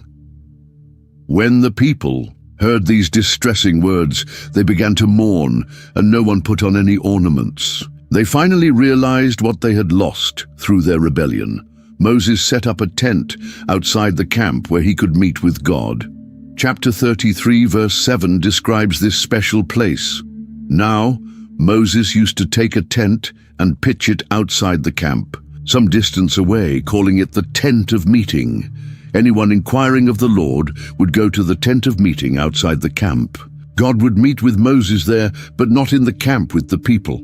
Chapter 33, verse 11 shows the intimate relationship Moses had with God. The Lord would speak to Moses face to face, as one speaks to a friend. Even though God was angry with Israel, he still maintained his close relationship with Moses. Moses boldly asked God to show him his glory.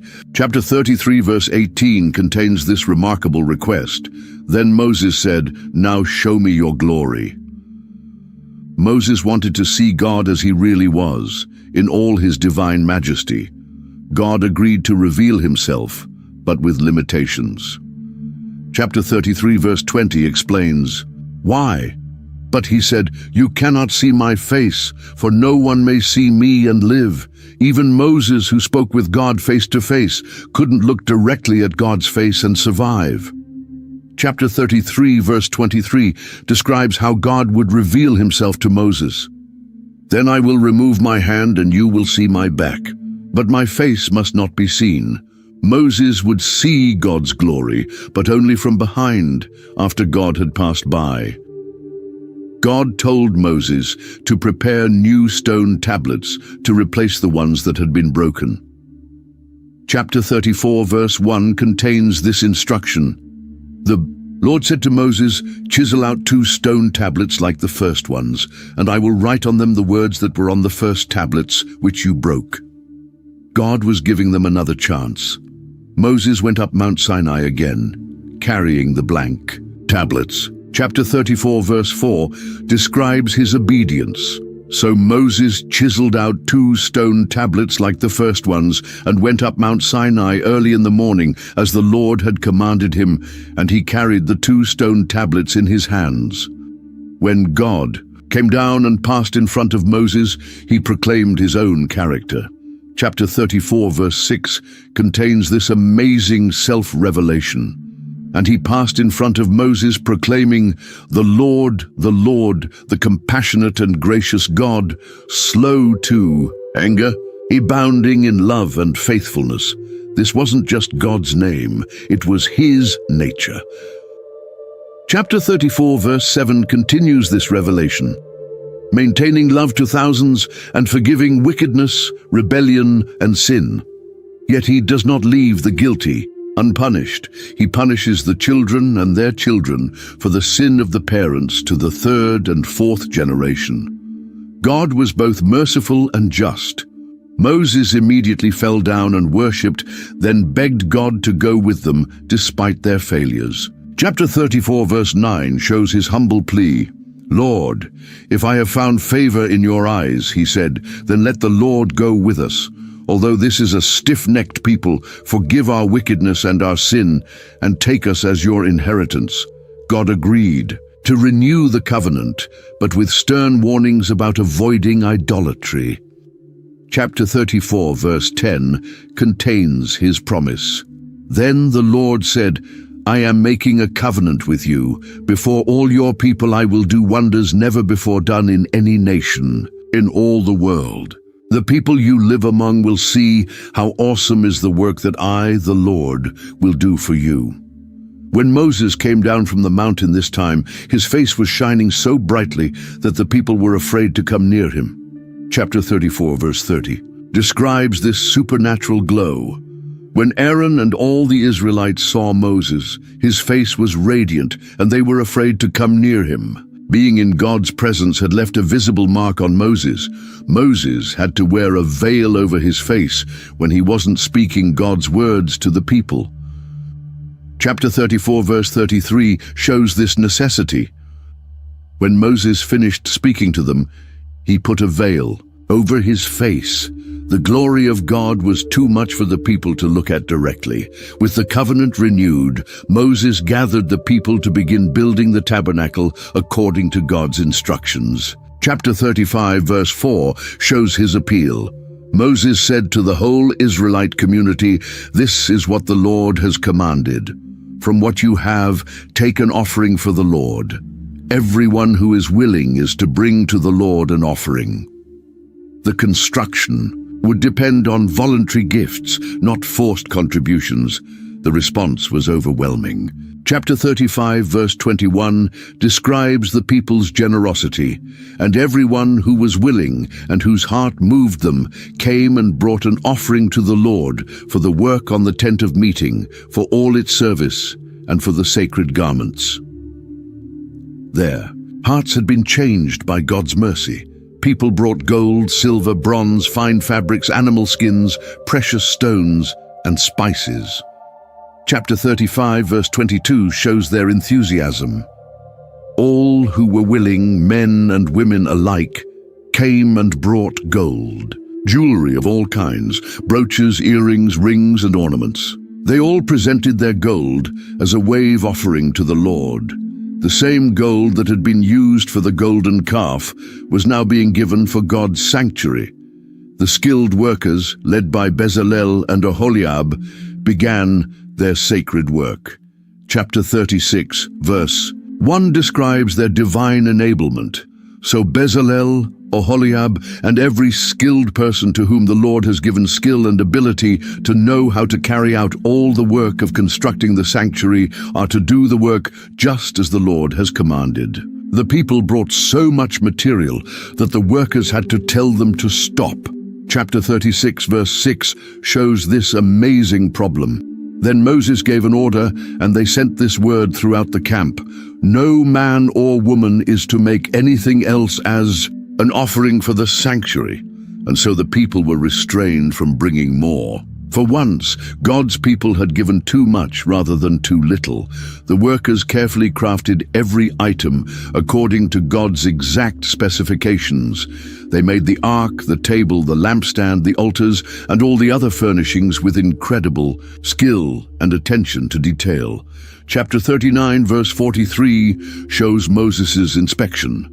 Moses inspected the work and saw that they had done it just as the Lord had commanded. So Moses blessed them. When everything was completed, Moses set up the tabernacle on the first day of the first month of the second year after leaving Egypt. Chapter 40, verse 17 marks this historic moment. So the tabernacle was set up on the first day of the first month in the second year. Exactly 1 year after the first Passover, God would have his dwelling place among his people. Moses arranged everything in its proper place: the ark behind the curtain, the table and lampstand in the holy place, the altars in their positions. Chapter 40, verse 33 shows the completion. Then Moses set up the courtyard around the tabernacle and altar, and put up the curtain at the entrance to the courtyard, and so Moses finished the work. As soon as Moses finished setting up the tabernacle, something magnificent happened. Chapter 40, verse 34 describes this climactic moment. Then the cloud covered the tent of meeting, and the glory of the Lord filled the tabernacle. God had come home to live among his people. The glory was so intense that even Moses couldn't enter. Chapter 40, verse 35 shows the overwhelming presence.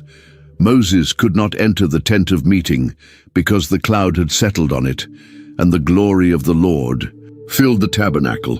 The same God who had appeared in fire on Mount Sinai now dwelt in the beautiful sanctuary his people had built for him. From that day forward, the cloud would guide Israel's journey. Chapter 40, verse 36 describes this divine guidance. In all, The travels of the Israelites. Whenever the cloud lifted from above the tabernacle, they would set out. When God moved, they moved. When he stayed, they stayed. Chapter 40, verse 38 concludes the book of Exodus with this beautiful picture. So the cloud of the Lord was over the tabernacle by day, and fire was in the cloud by night, in the sight of all the Israelites during all their travels. The God who had rescued them from Egypt would be with them every step of the way to the promised land. If this journey through Exodus has opened your eyes to see God in a new way, I want to invite you to take the next step. Hit that subscribe button and join our community of people who are discovering the life-changing power of God's Word. Share this video with someone who needs to hear that their story isn't over. God is still writing amazing chapters in the lives of ordinary people. And don't forget to ring that notification bell so you'll be the first to know when we release our next deep dive into Scripture. Because if Exodus has taught us anything, it's that the best is yet to come when God is leading the way. Thanks for joining me on this incredible adventure through one of the most powerful books ever written. Until next time, remember, the same.